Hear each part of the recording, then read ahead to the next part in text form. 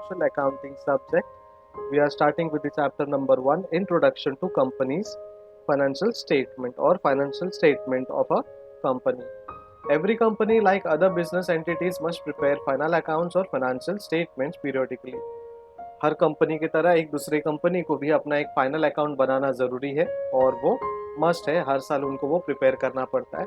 However, the uniqueness in case of companies is that the preparation of final accounts or financial statement is governed by legislation. जो भी financial account है वो govern करेंगे legislation. अब यहाँ पे legislation का मतलब क्या है? लेजिस्लेशन मतलब जो भी आपके रेगुलेटरी अथॉरिटीज है वो है लेजिस्लेशन. वो आप पे गवर्न करेंगे, वो आप पे ध्यान देंगे. Basically companies must prepare financial statement in the format prescribed in the companies act. जो भी फॉर्मेट आपको प्रिस्क्राइब किया गया है कंपनीज एक्ट के हिसाब से, वो फॉर्मेट में आपको कंपनीज के फाइनेंशियल स्टेटमेंट को बनाना ज़रूरी है. क्यों? क्योंकि शायद आपके फॉर्मेट के हिसाब से प्रॉफिट आपको कम दिखे, लॉस दिखे और आप टैक्स कम पे करें. या फिर ऐसा भी हो सकता है आपके गुडविल को बढ़ाने के लिए और अगले साल आपको कंपनी सेल करना है, तो आपने एक ऐसा फॉर्मेट यूज़ किया जहाँ पे आपका जो प्रॉफिट है वो आपको बहुत ज़्यादा दिख रहा है, but actually it is not there. Calculation में वो ज़्यादा दिख रहा है, बट इन रियल आपके अकाउंट में उतना प्रॉफिट नहीं है. राइट? तो जो कंपनीज एक्ट में फॉर्मेट दिया गया है उस कंपनीज एक्ट के हिसाब से आपको वो फॉर्मेट यूज़ करना है. Financial statement of a company includes income statement as well as balance sheet. आपका जो फाइनेंशियल स्टेटमेंट बनता है वो बनता है दो स्टेटमेंट से, एक इनकम स्टेटमेंट और दूसरा है बैलेंस शीट. देखते हैं इनकम स्टेटमेंट क्या है. Income statement is prepared to ascertain the result of the business. अब बिजनेस से हम क्या असरटेन करेंगे हर साल जब फाइनल अकाउंट्स हम बनाएंगे? वेदर वी मेड प्रॉफिट और वी इनकर्ड लॉसेस. राइट? तो प्रॉफिट्स मेड और loss incurred for a given accounting period. एक पर्टिकुलर अकाउंटिंग पीरियड में हमने कितना प्रॉफिट कमाया या फिर कितना लॉस हमने लिया, ये है इनकम स्टेटमेंट. इनकम स्टेटमेंट का ये प्रोफॉर्मा है जो आपको ध्यान रखना है, और आप चाहिए तो इसका स्क्रीनशॉट भी ले सकते हो और ये आपके नोटबुक में लिखा हुआ रखना चाहिए. नोटबुक में लिखकर अच्छे से इसको याद करना. It is very easy. पहले तो हम नेट सेल्स रेवेन्यू लेंगे, ठीक है. उसके बाद less cost of goods sold हम माइनस करेंगे कॉस्ट ऑफ गुड्स सोल्ड. उसके बाद ग्रॉस प्रॉफिट हम लेते हैं, फिर उसमें माइनस करते हैं ऑपरेटिंग एक्सपेंसेस. फिर हमको मिलता है earning before tax, depreciation and amortisation. Earning before interest, tax, depreciation and amortisation. उसमें से हम एक एक करके माइनस करते जाएंगे. डेप्रिसिएशन एंड अमोर्टाइजेशन हमने माइनस किया, फिर हमको मिला earning before interest and tax. फिर हमने इंटरेस्ट जो भी और बोरोविंग्स पे है वो माइनस किया. उसके बाद ऐड किया हमने non operating income and gains. Then less किया non operating expenses and losses. देखिए यहाँ पे कंफ्यूज नहीं होना है. ऐड करना है incomes and gains. Non operating incomes मतलब वो इनकम्स जो कोर बिजनेस से रिलेटेड नहीं है. समझिए आप मैन्युफैक्चरिंग कंपनी है, आपका काम है प्रोडक्ट मैन्युफैक्चर करके सेल करना, लेकिन आपने किसी को लोन दिया 1 करोड़ रुपए का. आपने एक महीने के लिए किसी कंपनी को, आपके सब्सिडरी कंपनी को या फिर आपके कोई भी दूसरे पहचान के कंपनी को आपने लोन दिया. अब वो लोन जो है उसमें से आपको एक महीने में एक करीबन 6 लाख का आपको प्रॉफिट मिला. Now that is income and gains.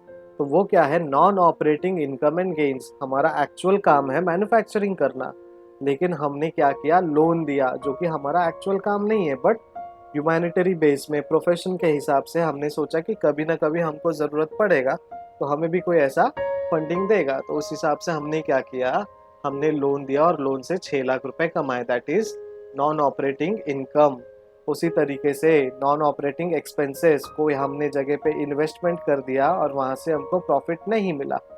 ठीक है, आप एक मैन्युफैक्चरिंग कंपनी हो, आपने सोचा कि आप इन्वेस्ट करेंगे किसी भी शेयर्स में, पैसा इन्वेस्ट करेंगे शेयर्स में, लेकिन वो कंपनी नहीं चली. आपके जो भी इन्वेस्टमेंट है उसमें से आपको रिटर्न्स नहीं मिला. ठीक है, तो वो हो गया आपका non operating expenses and losses. वो आपको माइनस करना है. Incomes and gains add, expenses and losses minus. उसके बाद फाइनली आपको मिलेगा अर्निंग बिफोर टैक्स. अब उसमें से इजीली टैक्स माइनस करेंगे, टैक्स का परसेंटेज आपको दिया जाएगा और वो परसेंटेज के हिसाब से ये अमाउंट जो है वो लेना है हमको, टैक्स माइनस करना है एंड मिलेगा अर्निंग आफ्टर टैक्स। अब यहाँ पे हमने सारे के सारे एक्सपेंडिचर जो है वो निकाल लिए, जो भी हमारा डिडक्शन है वो हमने कर दिया।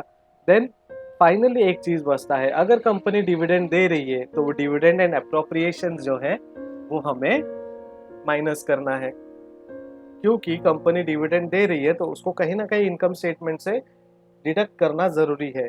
देन फाइनली एक है retained earning, and retained earning मिलने के बाद हम क्या करेंगे, opening balance of profit and loss account वो मेंटेन करेंगे और वो ऐड करेंगे कि ओपनिंग बैलेंस क्या है प्रॉफिट एंड लॉस का, और उसको ऐड करने के बाद finally closing balance of profit and loss account मिलेगा। तो ये है income statement for the year ending so and so so and so so and so. जो भी फाइनल अकाउंट आप बना रहे हो, जो भी इनकम स्टेटमेंट आप बना रहे हो, उसका ये हम लोग को प्रोफॉर्मा फॉर्मेट याद रखना है। उसके बाद note, cost of goods sold, हमने यहाँ पे पिछले स्लाइड में देखा नोट 1, नोट 2, नोट 3, नोट 4 है। तो ये नोट 1 क्या है, कॉस्ट ऑफ गुड्स सोल्ड, यानी कॉस्ट ऑफ गुड्स सोल्ड का ये फॉर्मेट है। ओपनिंग स्टॉक आएगा, उसमें परचेस ऐड करेंगे लेस क्लोजिंग स्टॉक, फिर हमको फाइनली क्या मिलेगा, raw material add and less करने के बाद फिर दो बार दो चीज़ें ऐड करनी है, दैट इज कन्वर्जन एक्सपेंसेस, वो है वेजेस, फैक्ट्री ओवरहेड्स एक्सेट्रा। फिर ऐड करेंगे opening stock of work in progress, then less करेंगे closing stock of work in progress, तो कॉस्ट ऑफ प्रोडक्शन मिलेगा। देन ऐड करेंगे opening stock of finished goods, less करेंगे closing stock of finished goods, cost of goods. अभी ये format आपको शायद थोड़ा नहीं समझ में आएगा, लेकिन जो भी कंटेंट है, जो भी पर्टिकुलर्स यहाँ पे दिया है आपको, ये सारे पर्टिकुलर्स जो है आपको याद रखने हैं। आप वो लॉजिकली याद करते हो, रट्टा मार के याद करोगे, या फिर आप प्रैक्टिस से उसको याद करेंगे, वो हर एक का अलग अलग तरीका है, लेकिन हमें क्या करना है, याद करते हुए आगे बढ़ना है, ठीक है। देन नोट नंबर 2 में ऑपरेटिंग एक्सपेंसेस आता है, और ये ऑपरेटिंग एक्सपेंस का फॉर्मेट है। उसमें एडमिनिस्ट्रेशन एक्सपेंसेस आता है, जो भी एक्सपेंस जो एडमिनिस्ट्रेशन में लगता है, जैसे कि रेंट हो गए, सैलरीज हो गए, जनरल एक्सपेंसेस है, ऑडिट फीस है, डायरेक्टर फीस है। फिर सेलिंग एंड डिस्ट्रीब्यूशन एक्सपेंस है, जो भी एक्सपेंसेस प्रोडक्ट सेल करने के लिए, डिस्ट्रीब्यूट करने के लिए लगता है, जैसे travelling, logistic, carriage outward, advertisement, discount allowed, warehouse, sales commission, bad debts etcetera. जो भी आपके एक्सपेंडिचर्स है वो आपको याद रखने, और आपको लास्ट में क्या मिलेगा, cash operating expenses and losses, ठीक है, तो वो आपको ध्यान देना है। नोट 3 में हमने देखा इंटरेस्ट ऑन बोरोविंग्स है, तो interest on mortgage loan, interest on debentures paid, ठीक है। मॉर्गेज लोन है तो वो हम लोग दिखाएंगे वहाँ पे, या फिर डिबेंचर्स हमने पेड किए वो दिखाएंगे, प्लस ऐड करेंगे हम लोग आउटस्टैंडिंग इंटरेस्ट ऑन डिबेंचर्स, ठीक है। तो ये डिबेंचर्स जो है वो ऐड करना है, और इस हिसाब से हमारा इंटरेस्ट ऑन बोरोविंग्स का फॉर्मेट बनेगा।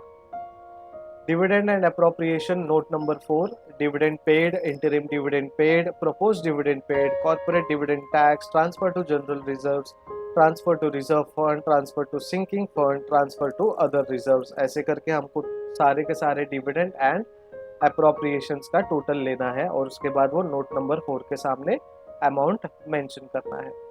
Terms of income statement, income statement के कुछ टर्म्स है, उसमें से एक है revenues. Revenues are nothing but sales for the year minus sales return minus excise duty. देखिए रेवेन्यू तभी आता है, नेट रेवेन्यू, जब हम लोग सेल्स करते हैं, ठीक है। नेट सेल्स जब बोलते हैं तो सेल्स, टोटल सेल्स लेते हैं, उसमें से कुछ रिटर्न्स भी हो सकते हैं, ठीक है। कभी प्रोडक्ट डैमेज हो गया, या फिर हमने प्रोडक्ट सही तरीके से डिस्पैच नहीं किया, प्रोडक्ट टूट गया हमारी तरफ से, हो सकता है कस्टमर सेटिस्फाइड नहीं है, 7 डेज का रिटर्न फॉर्मूला उन्होंने यूज़ किया, जैसे अमेजोन में हम लोग मंगाते हैं कोई प्रोडक्ट, 10 डेज रिफंड या एक्सचेंज का फॉर्मूला है वहाँ पे, और वो पॉलिसी है उनकी। उस हिसाब से हमको क्या करना है, सेल्स रिटर्न देखना है, अगर वो सेल्स रिटर्न आया है तो माइनस करना है, उसके बाद कुछ एक्साइज ड्यूटीज या कॉस्ट है उसमें, तो वो भी हमको माइनस करना है, तो वो मिलेगा net revenue. Cost of goods sold में 2 है। In case of trading entities, cost of goods sold is equal to opening stock of finished goods plus purchases during the year minus closing stock of finished goods. ये formula जो है आपको याद रखना है, लेकिन अगर ट्रेडिंग एंटिटी है, ट्रेड करता है वो कंपनी, तो उसके लिए ये फॉर्मूला है। लेकिन कोई मैन्युफैक्चरिंग एंटिटीज है तो उनके लिए कॉस्ट ऑफ गुड्स सोल्ड क्या होगा, raw materials consumed plus conversion cost, ठीक है, ये हमें याद रखना है। ग्रॉस प्रॉफिट निकालना है तो profit generated from the main activity of trading और manufacturing by the company. Operating expenses includes all expenses incurred for operating in the business.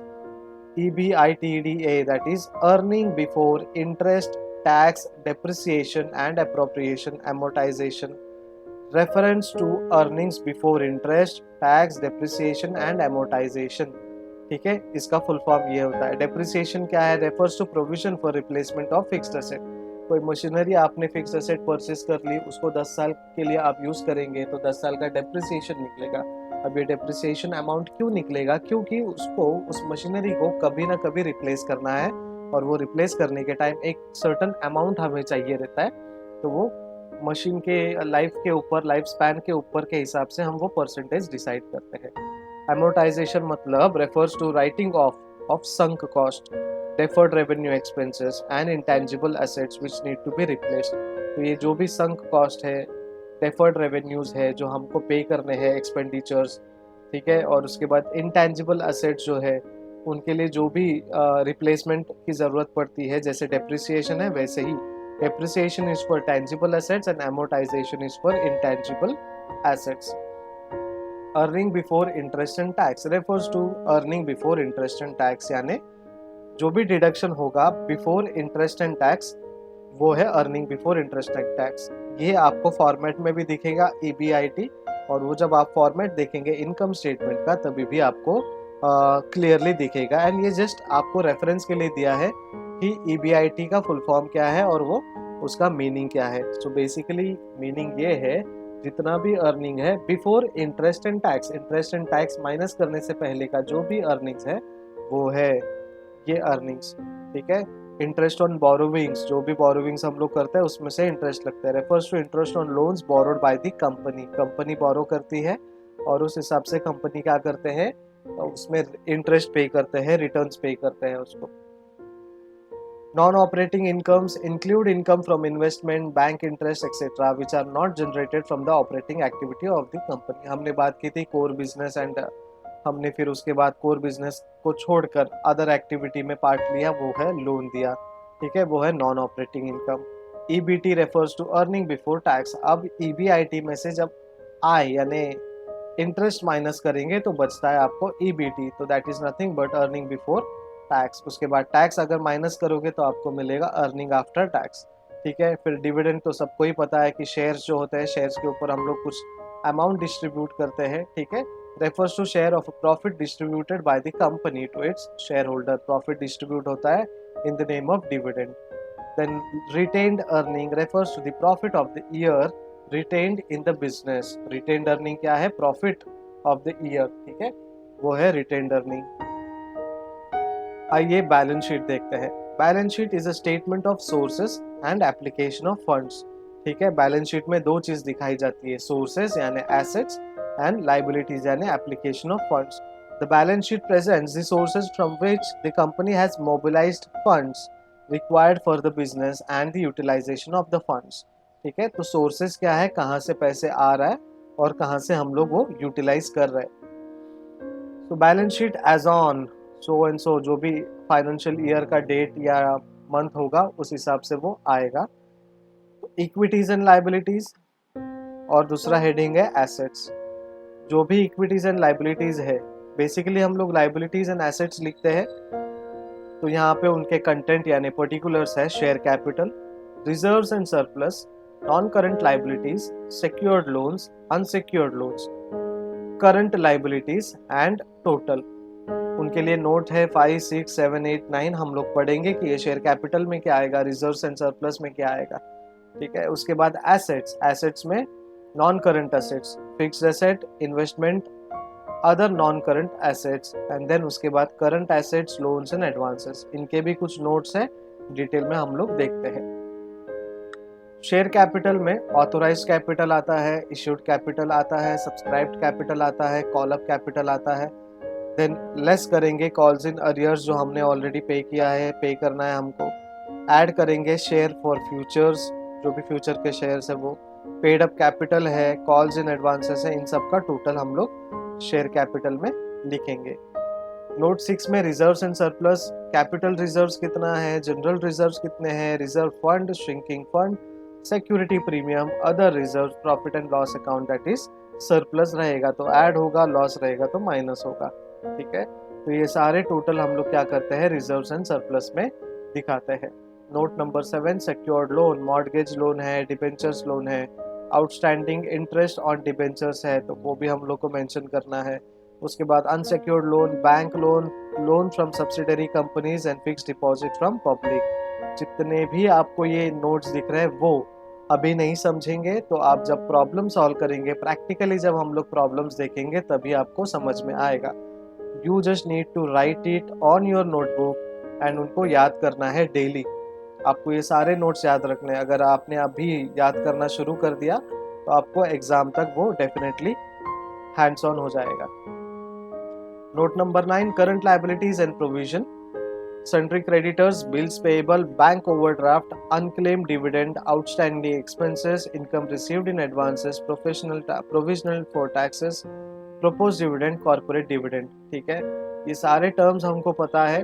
ठीक है, लेकिन हमको ये क्या करना है, सारे टर्म्स को करंट लाइबिलिटीज एंड प्रोविजंस में लिखना है और उसी टेबल के हिसाब से नोट बनाते हुए हमको आगे बढ़ना है। नोट नंबर 10 फिक्स्ड एसेट्स में क्या आएगा, initial value that is land, building, plant, furniture, vehicle, other assets, उनका टोटल। डेप्रिसिएशन चार्जेस कुछ है उनमें, तो लैंड का डेप्रिसिएशन कितना है, बिल्डिंग का डेप्रिसिएशन कितना है, प्लांट का डेप्रिसिएशन कितना है, फर्नीचर का कितना है, व्हीकल एंड अदर एसेट्स का डेप्रिसिएशन क्या है। नेट ब्लॉक कुछ है, नॉर्मली नेट ब्लॉक हमको नहीं आता है क्वेश्चन में, बट फॉर्मेट में हम लोग याद रखते हैं, तो उस हिसाब से वो नेट ब्लॉक भी आएगा एंड देन उनका तीनों का टोटल हम लोग लेंगे ऐड ऑन माइनस करके। देन इन्वेस्टमेंट्स में क्या क्या आएगा, investment in government securities, approved securities, shares, debentures and others, ये सारी चीज आपको याद रखने हैं। Other non current assets that is miscellaneous expenditure में प्रिलिमिनरी एक्सपेंसेस है, उसमें राइट ऑफ करना है आपको जो भी रिटर्न ऑफ रहेगा।